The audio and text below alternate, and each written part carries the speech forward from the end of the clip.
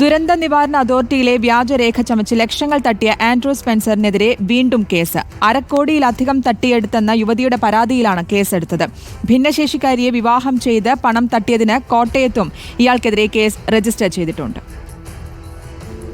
ദുരന്ത നിവാരണ അതോറിറ്റിയുടെ വ്യാജരേഖ ചമച്ച് സർക്കാർ ഫണ്ട് തട്ടിയെടുത്ത കേസിൽ അറസ്റ്റിലായ പ്രതി ആൻഡ്രൂ സ്പെൻസർ സ്ഥിരം തട്ടിപ്പുകാരൻ. വിവാഹ വാഗ്ദാനം നൽകി ലക്ഷങ്ങൾ തട്ടിയെടുത്തെന്ന യുവതിയുടെ പരാതിയിൽ പൂജപ്പുര പോലീസ് രണ്ടാമത്തെ കേസ് രജിസ്റ്റർ ചെയ്തു. കവടിയാറിൽ ഫ്ളാറ്റ് വാങ്ങാനെന്ന വ്യാജേന പൂജപ്പുര സ്വദേശിയുടെ 108 പവൻ ആഭരണങ്ങളും 8 ലക്ഷം രൂപയുമാണ് പ്രതി തട്ടിയെടുത്തത്. 2022 സംഭവം. പിന്നാലെ ഇയാൾ നാടുവിട്ടു. കഴിഞ്ഞ ദിവസം ദുരന്ത നിവാരണ അതോറിറ്റി കേസിൽ അറസ്റ്റ് ചെയ്തതിന് പിന്നാലെയാണ് പുതിയ പരാതിയിലും കേസെടുത്തത്. ഇപ്പോൾ റിമാൻഡിലുള്ള പ്രതിയെ കസ്റ്റഡിയിൽ വാങ്ങിയ ശേഷം പുതിയ കേസിലും അറസ്റ്റ് രേഖപ്പെടുത്തും. കോട്ടയത്ത് ഭിന്നശേഷിക്കാരിയെ വിവാഹം ചെയ്ത് സ്വത്ത് തട്ടിയെടുത്തതിലും മറ്റൊരു കേസുണ്ട്. 1.5 കോടിയോളം രൂപയാണ് ഭിന്നശേഷിക്കാരിയിൽ നിന്ന് തട്ടിയെടുത്തത്. പ്രതി ഭിന്നശേഷിക്കാരിയെ നിരന്തരമായി മർദ്ദിച്ചിരുന്നു എന്നും പരാതിയുണ്ട്. ഈ പരാതിയിൽ ഈരാറ്റുപേട്ട പോലീസും മറ്റൊരു കേസ് രജിസ്റ്റർ ചെയ്തിട്ടുണ്ട്. റിപ്പോർട്ടർ, തിരുവനന്തപുരം. TV പ്രസാദുടെ വിശദാംശങ്ങളുമായി. പ്രസാദ്, ഈ ആൻഡ്രൂ സ്പെൻസർ ഒരു സ്ഥിരം തട്ടിപ്പുകാരൻ എന്ന് മനസ്സിലാക്കുന്നു. ദുരന്ത നിവാരണ അതോറിറ്റിയിലെ വ്യാജരേഖ ചമച്ച് ലക്ഷങ്ങൾ തട്ടിയെന്നാണ് പുതിയ കേസ്. എന്താണ് ഈ കേസിൽ പറയുന്നത്?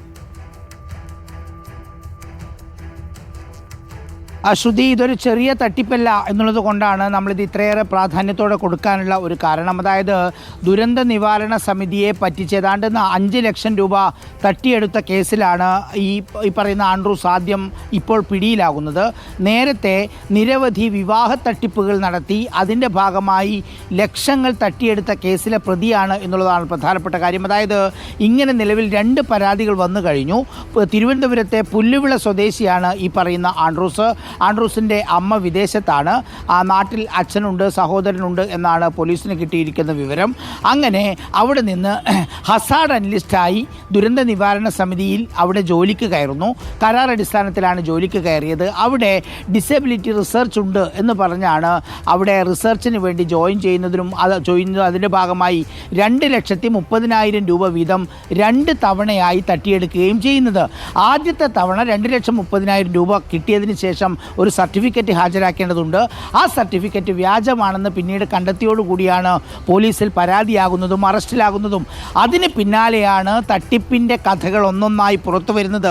നേരത്തെ നാഗർകോവിൽ സ്വദേശിയായ ഒരു പോളിയോ ബാധിച്ച യുവതിയെ വിവാഹം ചെയ്യുന്നു. അതിനു മുമ്പ് തന്നെ നിലവിൽ ഒരു ഭാര്യയും ഒരു കുട്ടിയും ഇയാൾക്കുണ്ട്. അങ്ങനെ പോളിയോ ബാധിച്ച യുവതിയെ വിവാഹം ചെയ്ത് 1.5 കോടി രൂപയാണ് സ്ത്രീധനം എന്ന പേരിൽ ഫ്ലാറ്റ് വാങ്ങാനും മറ്റുമായി വാങ്ങിയത്. കൂടെ ഒരു കാറും വാങ്ങി. പിന്നീട് ഒരു കാമുകിയുമായി ചേർന്ന് ഈ സ്ത്രീയെ മർദ്ദിക്കുകയും അത് പിന്നീട് പോലീസ് കേസാവുകയും ചെയ്തു. തീർന്നില്ല. പൂജപ്പുര സ്വദേശിയായ ഒരു യുവതിയിൽ നിന്ന് 103 പവനാണ് കള്ളം പറഞ്ഞ് തട്ടിയെടുത്തത്. കൂടാതെ 8 ലക്ഷം രൂപയും.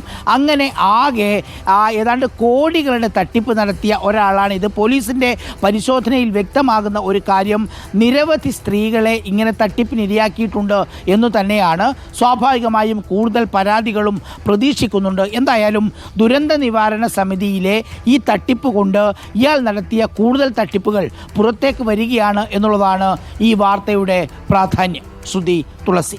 ശരി, TV പ്രസാദാണ് വിശദാംശങ്ങൾ നൽകിയത്.